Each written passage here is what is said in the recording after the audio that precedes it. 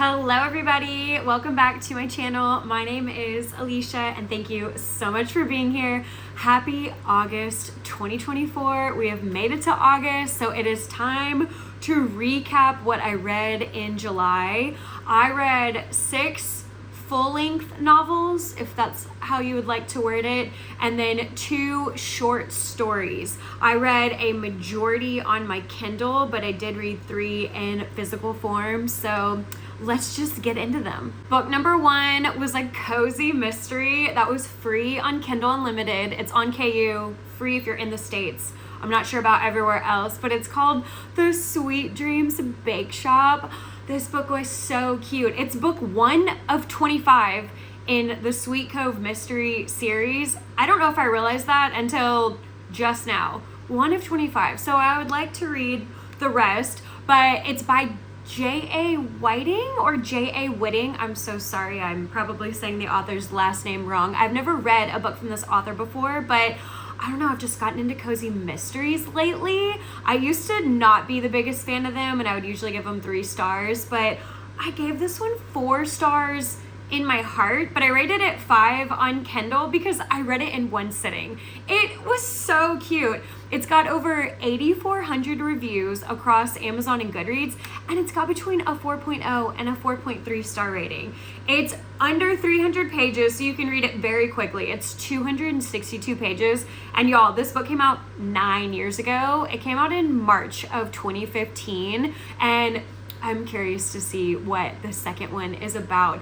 This first one, so it's a cozy mystery. Typically with every cozy mystery I've ever read, there's always a murder, and that's what happens in this one. There is a woman named Angie. I want to say she's in her late 20s, early 30s. She she leases this little spot, and she's got this coffee/cafe shop, and it's so cute. She's got chandeliers in there. She has fresh flowers in little vases on every single table. She's got some bar stools at the front, at the counter. It's just so precious. When she's getting ready every morning for the day to begin, she plays classical music, and she's got 3 sisters, and one of them drives from Boston University to Sweet Cove, this area called Sweet Cove. She drives there almost every weekend to help Angie out in the shop because it takes place, I don't know, is this a fictional place? Sweet Cove, Massachusetts. No idea. But it's just so cute. There's a woman in her 60s that also works with Angie. She works 3 full-time days and 3 part-time days. She's a retired teacher. And then you've always got just the kooky townspeople. There's Betty. Betty is the real estate agent who is supposed to be helping Angie find another spot for this little cafe that she's got, because Angie has to be out in 4 weeks because the entire building, the owner sold that building, and those people are not renewing any of the leases to any of the shops within that building. And you meet the new owners in the book. One is named Davis. The other one is his brother Josh. Davis is more, I don't know, gruff and grumpy and just, oh, so you're the owner? Oh, so this is the place. This is what's on the other side of the wall. Can we see the back room? He's just very oriented on work, just work focused. But then his brother Josh, I just think something is going to happen between Josh and Angie in the later books because their banter, it was just so cute. It was so precious. But then you've got the real estate agent, Betty, like I was saying. She's supposed to be helping Angie find a new spot. She's kind of put Angie at the bottom of her list, and Betty is the town meddler. She knows everybody's business. She's always schmoozing with everyone because she's always trying to figure out who's got the next property to sell, the next up-and-coming property, and then who can she sell that property to. So she gets less of a commission if she's leasing something out, so she's just not really paying attention to Angie. Well, then you have this retired professor, Professor Linden. I want to say she was in her 80s, but she comes in just about every single day, close to 7 days a week. She lives not too far away. She walks on a cane because she fell and hurt her hip. She had a pacemaker placed in her about a month ago, and I want to say it takes her 15-20 minutes or so to get to that shop every day and then get back home, but that's her exercise for the day. And so every morning she comes in, and her first cup of coffee has to come from Angie. Angie has to make it. And so Angie always makes her, I believe it's a mocha latte. And then she'll ask Angie, you know, what did you make today? What are your specials? And she'll just say, you know, blueberry scones, Russian tea cakes, almond cake, banana bread, everything just sounds so good. And so that professor on this one particular day gets her regular mocha latte, as she always does, and then she gets a blueberry scone this time around. And she's sitting there, she's eating, she's drinking. When she finishes, she always gets a second latte to go. And it's usually a hazelnut latte, and anyone can make it. It doesn't have to be Angie. So she gets her hazelnut latte, she leaves, and then, oh, my cat just jumped up here. She leaves, and then on the way home, she just nicks it. And the police call Angie. Angie goes to the scene. The last thing in her hand is that latte from Angie's coffee shop slash bakery, cafe, whatever you want to call it. And so Angie ends up on the suspect list of people who might have murdered this professor, because they're not writing it off as, oh, she had heart problems, she passed away of natural causes because of her pacemaker.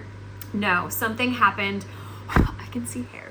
Something happened to this retired professor, and the whole book you're just trying to figure out who actually offed her, because you know it wasn't Angie. And Angie just kind of becomes a little amateur sleuth. She has 3 sisters total, because Courtney's the one that attends Boston University and will drive 30 minutes pretty much every weekend to come see her sister and help out at the shop. But there's 2 other sisters as well. So the 4 of them are just trying to figure out what actually happened to Professor Linden. And it was so cute. It was so cute. And like I said, I sat there and I finished it in one sitting, and I'm not a fast reader by any means. It took me about 5 hours to read it, but I loved this book. So book number 1 in July, The Sweet Dreams Bake Shop. I don't know if the setup looks different because everything got knocked over by my cat. But anyways, book number 2 in the month of July was The Naturals by Jennifer Lynn Barnes. This book is also free on Kindle Unlimited. There are 5 books in this series. So the first 4 are actual books, and then number 5 is a novella. But the novella is 100 pages. So I don't know. I just say that it's 5 books because on Kindle Unlimited, it says book 1 of 4, but just know there is a novella. And then also in the States, the very first book is free on KU. The rest of them you do have to purchase, but this first one, read it for free on Kindle. It's a YA crime fiction, and this book has over 161,000 reviews across Amazon and Goodreads, and it's got between a 4.2 and a 4.4 star rating, which is incredible, even though I only gave it 3 stars. It's 321 pages, and it came out 11 years ago. It came out in November of 2013, so this is an older series by Jennifer Lynn Barnes. I have read her first series, not in full, but I've read, was it the Hawthorne Brothers, the Hawthorne Legacy? I think there's 4 books out now. There will be 6 total. I've read the first 3. So I have read this author before. Her writing it's very easy to read, but my problem with this book is I was very bored.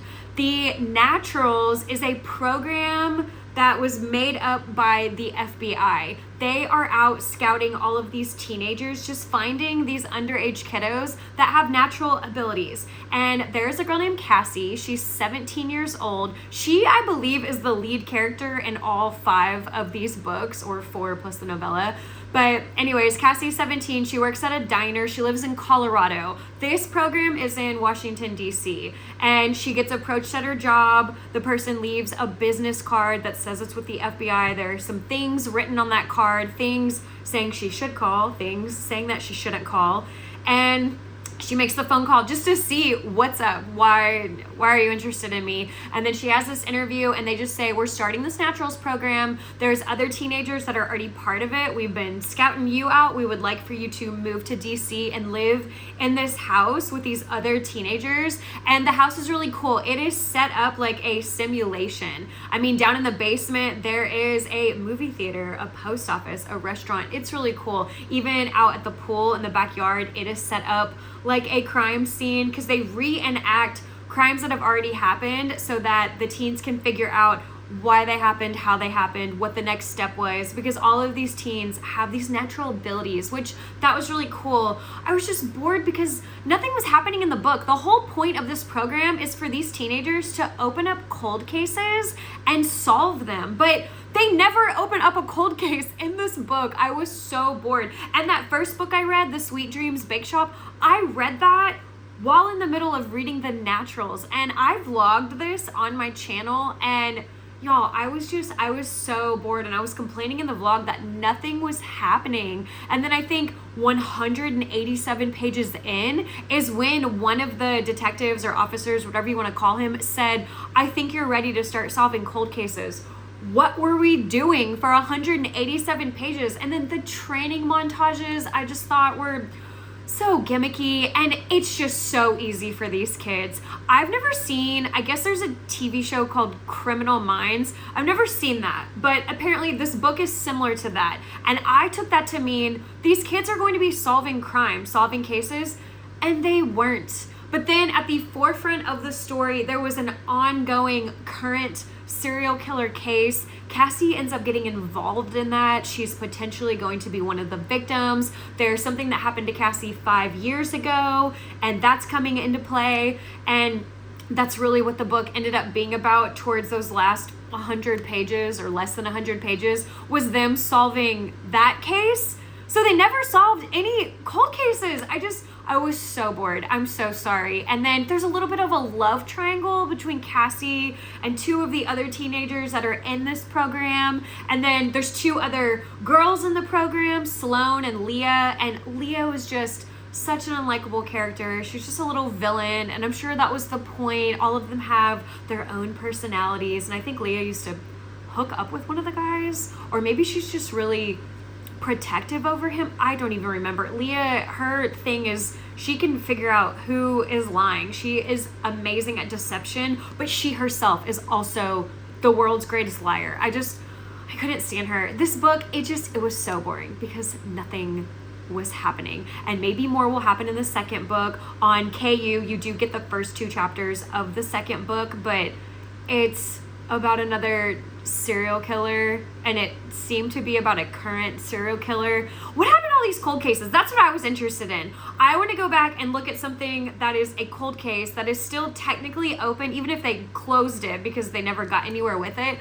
I want the teenagers to be able to look at that and just say, oh, okay, so this is who passed away, or all the people who passed away, if it's a serial killer, and this is all the evidence that there was, this is where it took place, maybe these are the murder weapons, maybe they were never found, here's some documentation or pictures of the scene and of the bodies, and nothing ever progressed from there. I want the kids to be able to look at that and then figure that out, because I just thought that would be such a cool concept. But that first book, nothing happened, and in the second book it looks like it's not going to be a cold case. It's going to be something happening now, and I'm so sorry. Not in the majority is what I'll say. I am not in the majority. I'm the anomaly maybe, so don't take what I'm saying. People love this book. They rave about it, so give this book a shot. It wasn't for me, but if you're in the States, that first one's free on KU, so go ahead and check it out.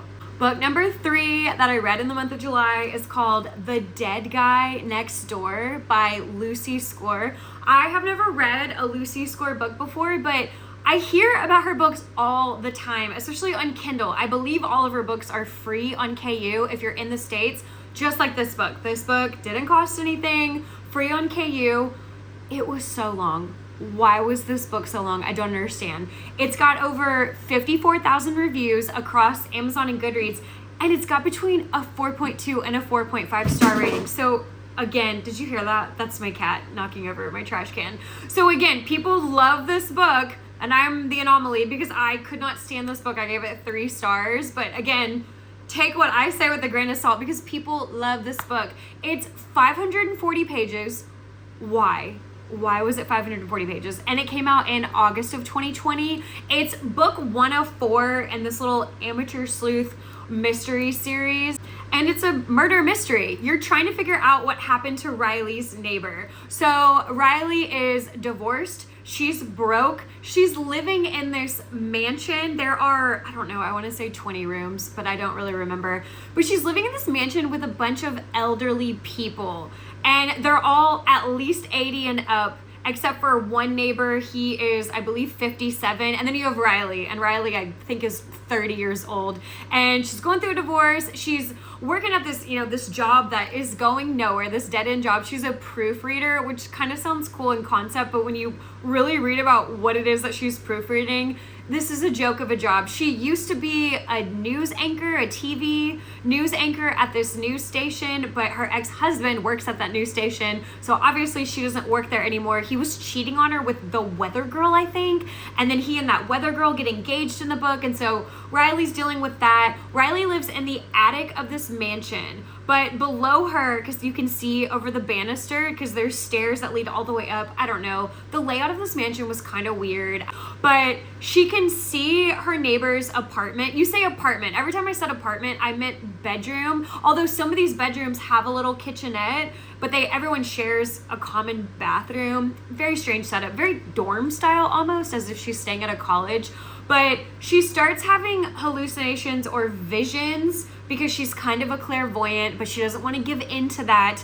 And she thinks something's going to happen to her neighbor, her 57-year-old neighbor named Dickie Frick. And Riley does some questionable things. She goes to the police station to report a soon-to-be murder because she's seeing someone pointing a gun at Dickie in her mind, in her thoughts.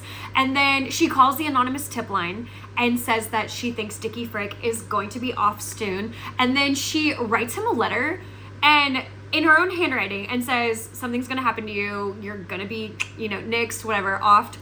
And then she ends it with, sincerely a concerned citizen. And then she folds it up and she slides it under his door. So obviously, when this man does get axed, I'm trying not to say certain words on YouTube, I don't want to get in trouble, but when he finally does bite the bullet, obviously the police go looking at Riley because Riley had been at the police station. They knew she's the one that called the anonymous tip line. They know that that's her handwriting on that note, and so she is at the top of the suspect list. Well, in the middle of Dickie Frick, and his life being ended, people were looking for him. People needed money from him. He owed people things. Dickie was not a good person.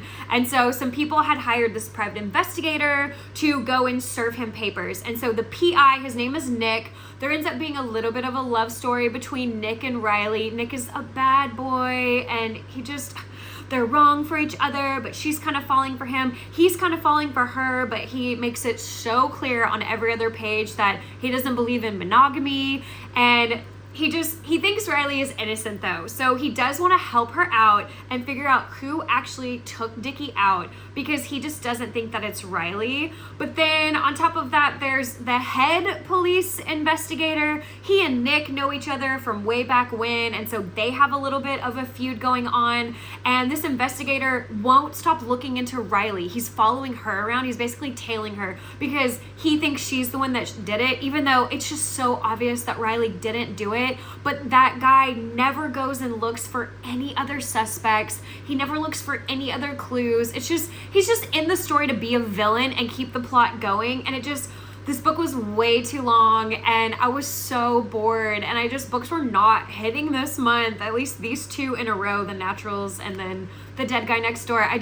I was not into this book, but other people love it. They seem to really love it. There's even a man that apparently comes down from heaven because grandma wants Riley to hone in on her psychic abilities, and he's supposed to teach her and mentor her and help her get her visions under control because she's always trying to block them out because they just fill up her day, and so she ignores things that she shouldn't be ignoring. And Nick gets jealous of that guy. There ends up, I don't know, it's not a love triangle. Riley is not into him by any means. She's only into Nick, but Nick cannot stand that guy. And then, I don't know, the kooky elderly people that live in their home, something is always going on with them. They break up a dog ring, like a dog fighting ring, and then Riley ends up with this dog, but then Nick is the one taking care of it. It was too much. This book, I was very bored. It was way too long, way too drawn out. And then what I didn't like, I vlogged this video,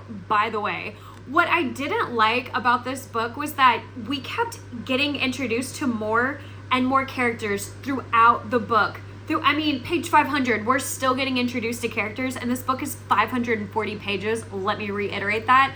And with every character that you're meeting, you're slowly thinking, oh, these people might actually be the ones involved in Dickie's murder. I don't know if I can say that on YouTube, but I didn't like that either, because the whole point of a murder mystery, usually to me, is you meet all the characters up front and then you go the whole book trying to figure out who did it. Was it one of those people that we met? Who of these 20 people, these 20 characters, who did it? But as we get further and further into the book, we keep meeting more and more characters, and those are the characters that did it. And so nothing was a shock. It was just, oh, okay, that person did it. The person I just met 10 pages ago. Oh, well, that's not fun. I'm sorry. This book, it was so boring. I didn't like how it was so long and drawn out, and then how it ended with figuring out who did it. I just wasn't into it. And then I read the synopsis for the second book, and I just, absolutely not. So, Dead Guy Next Door, I gave it 3 stars, but again, I'm the anomaly, so people really love this book, so please give it a shot. Book number 4 in the month of July was a short story, and it's called A Storm to Remember by Cyan Sky. I had never read anything from this author before. I just happened to find this little short story on Kindle, free on Kindle Unlimited. Again, if you're in the United States, not sure about everywhere else. This book, it's got a little bit over 200 reviews across Amazon and Goodreads, so please read it and give it a shot. But it's got between a 3.7 and a 3.9 star rating, so it's not rated very high. It's only 36 pages though, so you can read this in one sitting, and it came out in February of 2022. This is a romance. It's a little short story romance.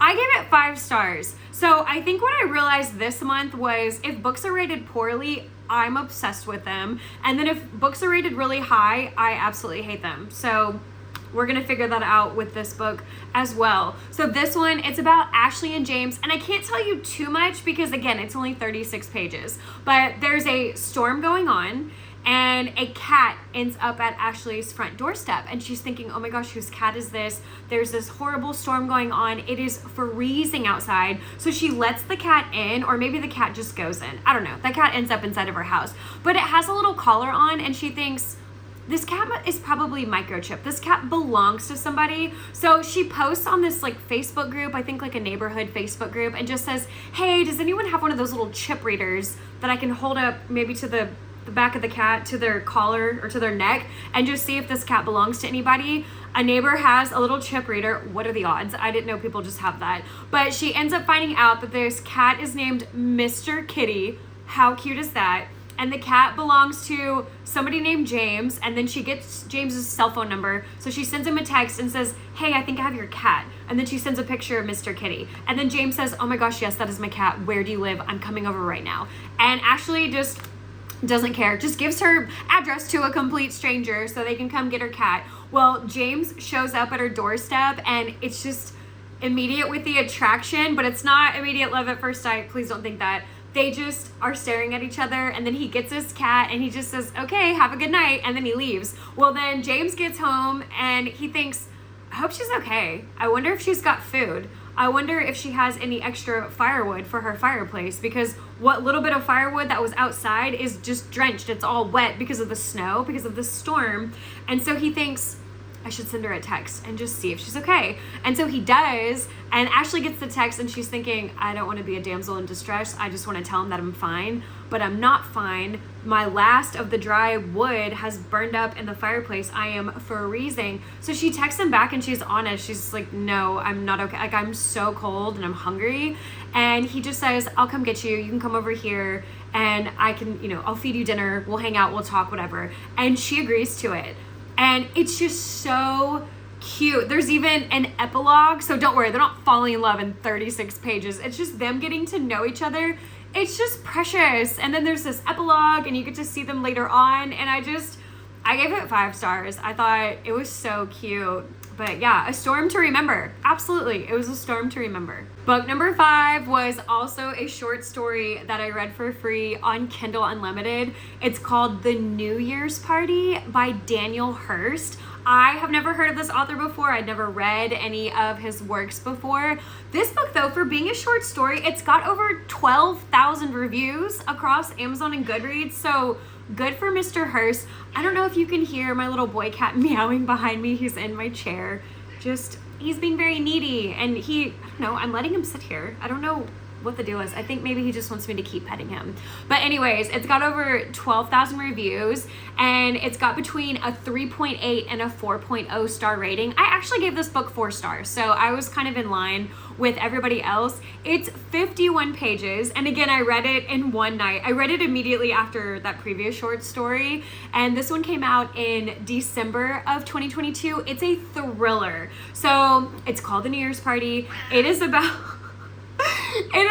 this couple, Carrie and Andy, and they go to this New Year's Eve party at, I believe it's this fancy hotel. I don't know. It's very swanky, very fine dining. They're there, for the champagne and the fireworks and to just have a good time. Well, they get seated at this table with, I think it's 4 other couples. So I think there's 10 people total at this table. And there's this other couple, Michael and Michaela, and they are different. They ask everyone, hey, what's your New Year's resolution? And so everyone goes around the table saying what their resolution is.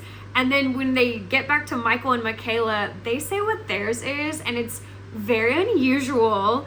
And it would possibly involve others. And it's a very tempting offer. If you do this, we'll give you this. It's very tempting. I can't say a whole lot because, again, it's 51 pages, but things start to go down, and it's just, I don't know, it's interesting, but I didn't like how the ending was executed. I thought, oh, okay. But I mean, I still gave it 4 stars. I read it very quickly, and like I said, I read it in one sitting, but I read it so fast, and I mean, a lot of people have read this and rated it kind of in the mid 3.8 to 4.0, but hey, I gave it 4 stars, and I think people should read this. And I read it in the summer, but you could read it in December. It was strange. That was interesting, but give that one a shot. That was my second short story for the month of July. And those were the 2 short stories that I've read this whole year. Book number 5 that I read in the month of July was Life Expectancy by Dean Koontz.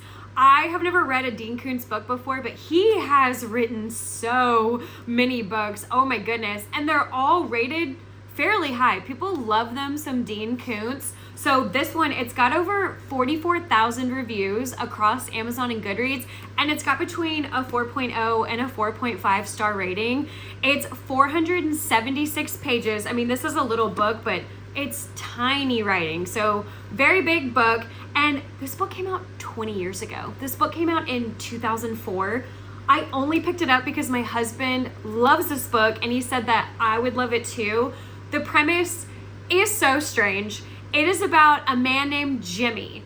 And the thing with Jimmy is when his mom was pregnant with him, so soon to be mom, soon to be dad, they are at the hospital. Mom is about to give birth. That soon to be dad, he has a dad who's also in the hospital about to pass away. He's had a stroke, he can't talk, he's in the intensive care unit. So this poor man is going back and forth between the ICU and the labor and delivery ward.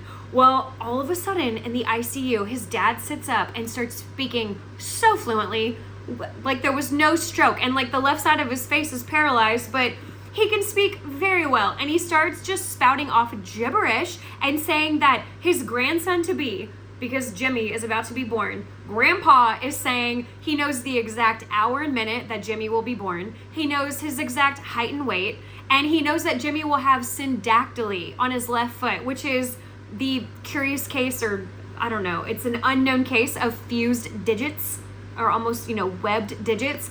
And the dad staring at his dad, or the soon-to-be dad staring at his father, is thinking, oh my gosh, my dad is off his rocker because he's about to pass away. Well, then that dad also says, or grandpa, whatever you want to call him, he says that when Jimmy is born, Jimmy is going to have 5 terrible days in his life. 5 terrible tragic events are going to happen to Jimmy, and they're going to happen when he's 20 years old, 23, 28, 29, and 30. And so in this book, you are following those 5 insane events. So the soon-to-be dad, he is staring at his father, and then his father passes away. So then that man goes to his wife and says, oh my gosh, my dad is just delusional. He's a dying, delusional man. Also, he's passed away. Here's all the things he said about our unborn child. Well, then Jimmy is born. He's born at that exact hour and minute. He's that exact height and weight. And his left foot does have syndactyly. So then that mom and dad start thinking, oh my gosh, what's going to happen on these 5 terrible days? And that's what the book is following. This is marketed as a thriller/horror. It was not. I hated this book. I hated it so much. I gave it 3 stars because I'm nice. I don't like to rate less than 3 stars. And again, this book is for everybody else. I mean, it's rated between a 4.0 and a 4.5. I hated this book. I vlogged this book. This book is about homicidal clowns. The whole book is about clowns. And I even asked my husband about it, and he said, oh no, the clown part it's real quick. You'll get through that. No, that's the entire book. Granted, he read this in 2008, so it's been a while since he read it. And then he kept saying, well, there's a love story in it. That love story is a joke. You do get the love story between Jimmy's mom and dad, and then them getting pregnant and having Jimmy. I absolutely hated this book. I don't know what else to say about it. You are following homicidal clowns, and there's aerialists, and there's acrobats, and there's a little bit of incest. There is someone getting murdered and stuck in a freezer, and I could not stand this book. Also, we're following those 5 dark days in Jimmy's life, but the very first dark day when he's 20 years old, I want to say that was the first 200 pages of this book. And I thought, are we still on this first dark day, this hostage situation that is going on? We still have 4 more days to go. We're running out of book here if it's all going to be that lengthy and drawn out. I did not like this book. I thought it was so dumb. And again, I vlogged it, so feel free to watch that. I spoiled the book in that video. It's a long video. Feel free to fast forward it, but check it out. I couldn't stand this book. It was putting me in such a bad mood. I started drinking during that vlog, and I'm not a big drinker, but I needed to take a shot. It was so bad. I don't understand. I want to say this was more a literary fiction thriller. I was almost said murder mystery. It's not a murder mystery. I don't know. This read like a really boring lit fic. Nothing about this was thrilling or horrifying. It was ridiculous. It was just off the walls. I can't even, I have to stop talking about this book because it puts me in a bad mood. I want to burn this book. Not that I would never burn a book, but I just want to put it back on my bookshelf and never speak of it or talk about it again. Book number 7 is Convenience Store Woman by Sayaka Murata. I hope I'm saying that correctly. I'm sorry if I'm not. This book, I've never read from this author before. She's a BIPOC author. She's from Japan. I just always say, please let's support our BIPOC authors. Also, I live in Japan, so it was fun to read about this woman living in Tokyo and working at a convenience store. Convenience stores are amazing here in Japan. They are not what you think of when you're thinking of the United States. They are not even gas stations. You go there for proper food, proper breakfast, lunch, and dinner, amazing drinks.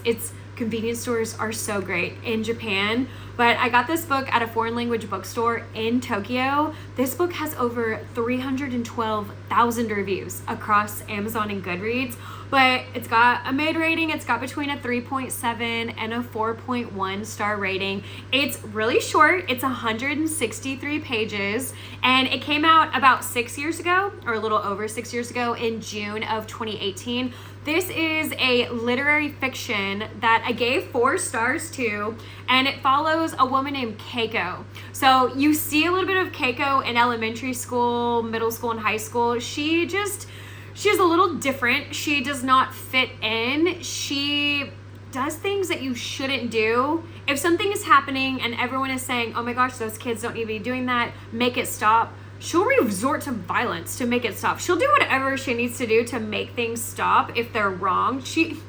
Keiko is something. So then at the age of 18, she gets a job at the Smile Mart, at this convenience store. And it's so cute how this happens, how it comes about, and her training. And then next thing you know, 18 years have gone by. Keiko is now 36 years old. She has maybe 2 actual friends. And then they host a lot of get-togethers and barbecues. So, I mean, she's around other people, but she really just has 2 actual friends. She's never had a boyfriend, and she's getting a lot of pressure from everyone, from her couple of friends, from her mom and dad and sister, from the colleagues, the workers or coworkers at that convenience store, to find a husband, to find someone to marry, and to get a proper job. And you're just following along Keiko's journey as she tries to figure out what she should do. Should she give in to these like societal stigmas where once you reach a certain age, you should be getting married and you should be having kids and you should be getting a proper job? Or can she just continue what she's doing because she's not in debt? She can pay her bills every month. She lives alone. She has her own apartment. No one is helping her with that. I mean, Keiko's doing great for herself, but according to society, she's not doing enough for herself. And I don't know, it just resonated with me. I got married later in life. I was 35 when I got married, and as it's my first marriage, and we probably aren't going to have kids because that's just not the lifestyle for us. And people have opinions, and this book, people have opinions, and it's really sad how she gets treated. It was different when she was a teenager and in her 20s, but now that she's 36, now it's not okay that she's doing what she's doing and living her life. But she finds so much peace and happiness at this convenience store. I vlogged this book on my channel, and if you watch it all the way through, you'll know that I ended the vlog saying that I wasn't really sure what to rate this because it's just a short lit fic, and so I gave it 3 stars. And I ended the vlog and said goodbye. But then if you keep watching, I add to it. First of all, I go to the convenience store after I ended it. And so I vlog that. I show you what yen looks like, what money looks like over here in Japan. And then I come back on because I couldn't stop thinking about this book. And I ended up giving it 4 stars because it's just so sad. I don't know. It's things like this happen to people all the time. And I don't know. I don't like the conformities that society puts on us and just the things that we should be doing versus what we are doing. I mean, if you're doing great for yourself and you're not in any debt and you have your own place, you can pay your own bills, what is wrong?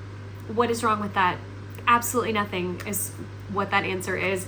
But yeah, it just says Keiko doesn't fit in. She's 36, never had a boyfriend, and she's been working at the same convenience store for 18 years.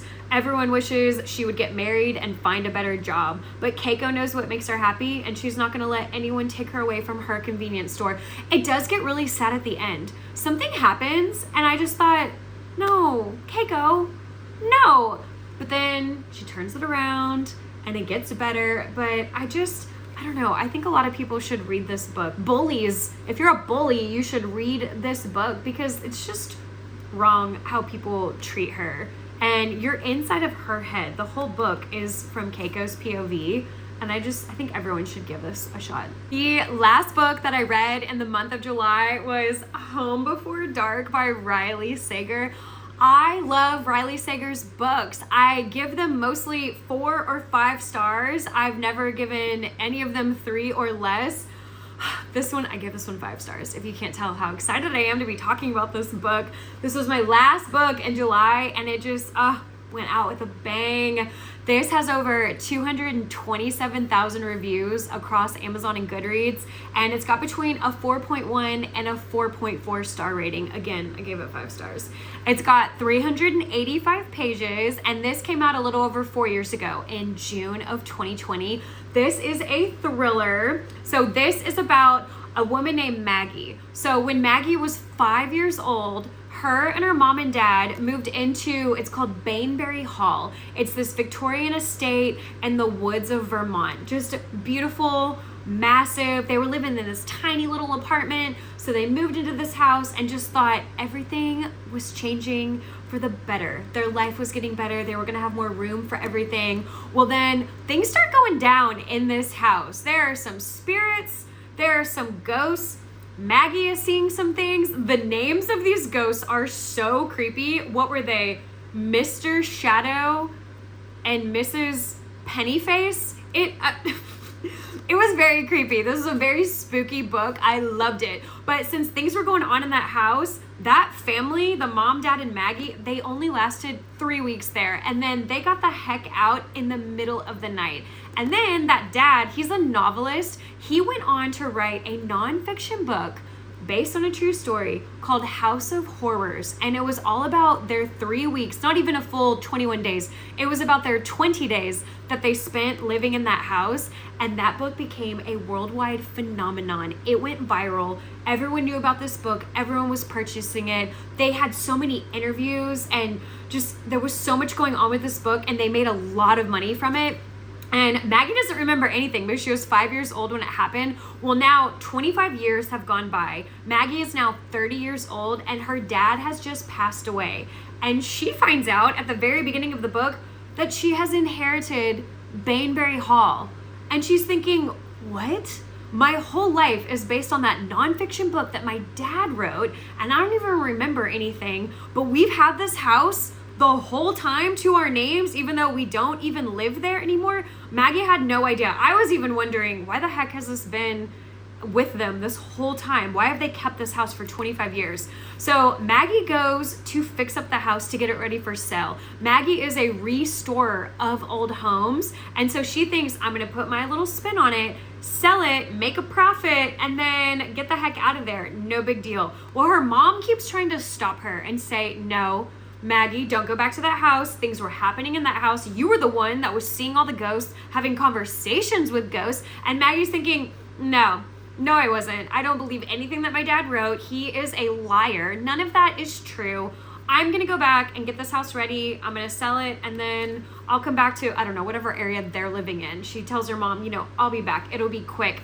And when she gets there, she moves into the house, and it's so creepy. Things start happening that were happening in that book, and she starts questioning if that book was actually true. What parts are based on a true story versus what parts was her dad lying about? And then you have all the locals that are in that town. They cannot stand Maggie's father because he made their town infamous. People only know about this town and even want to visit this town because they want to drive by and see Baneberry Hall. And so because they don't like her dad, they hate her in return because she was part of it. Even though, again, she was 5. I vlogged this book, and I even mentioned that in the vlog. I said that's just not fair that they're treating Maggie like crap because she was 5 years old when it happened, and now she's 30. Get over it. But things start going down in that house, and it makes Maggie question some things. She meets the caretaker. There's two cottages that are kind of off the land in the back, and one of them, there's a caretaker. I think his dad used to take care of the house, and now the son is the new caretaker. I wanted there to be a romance between him and Maggie, and this book's so bad. I thought they were so cute. And then there's another caretaker. She was the neighbor, and I think she cleans houses. I say neighbor, she's also living in another cottage that's kind of off of the land, but she used to clean this house, and I guess she shows up once a year to kind of dust it, sweep it. I don't know. Maggie's dad was still paying them to kind of take care of the house for the last 25 years. It's so interesting, and it was so spooky, and I loved it so much, and it does take some twists and turns. I kind of thought part of the ending, it wasn't a cop-out. That's not the word that I'll use. I didn't like one of the people that was part of some of the things that were happening. One of the people just kind of got off too easily. I'll say that. Sorry, I've had to cut this video about 3 times because I can't keep saying what I want to say.